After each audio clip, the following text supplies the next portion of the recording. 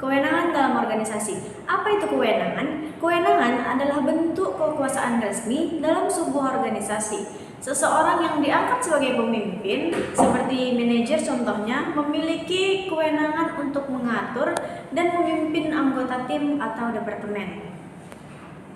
Selanjutnya kita akan membahas pandangan terhadap kewenangan. Ada dua pandangan utama tentang kewenangan. Yang pertama, pandangan klasik. Pandangan ini beranggapan kewenangan berasal dari atas ke bawah. Misalnya, seseorang manajer dapat mendapat kekuasaan dari direktur utama. Ini berarti keputusan diambil oleh yang berada di posisi lebih tinggi. Yang kedua, pandangan berdasarkan penerimaan. Kewenangan tidak selalu diikuti bawahan.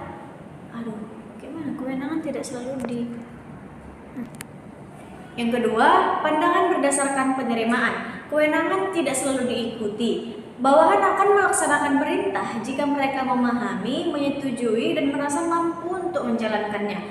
Ada 4 syarat menurut Chester Bernard. Yang pertama, memahami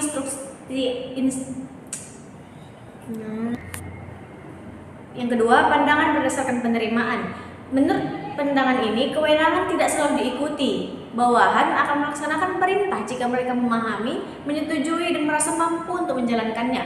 Ada 4 syarat menurut Chester Bernard. Yang pertama, memahami instruksi atasan. Yang kedua, menganggap instruksi sesuai dengan organisasi tujuan. Yang ketiga, merasa instruksi mendukung nilai-nilai pribadi. Yang terakhir, mampu secara mental dan fisik untuk melaksanakan pemerintah.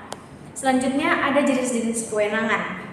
Yang pertama, kewenangan lini. Kewenangan lini ini adalah kekuasaan yang dimiliki oleh mereka yang bertanggung jawab secara langsung untuk mencapai tujuan organisasi, seperti manajer dan pekerja.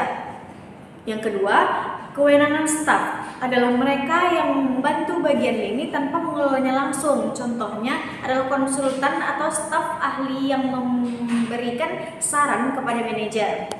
Yang ketiga, ada kewenangan fungsional yang merupakan kekuasaan yang diberikan kepada bagian tertentu untuk mengawasi dan berkoordinasi dengan bagian yang lain, seperti bagian keuangan yang harus bekerja sama dengan pemasaran.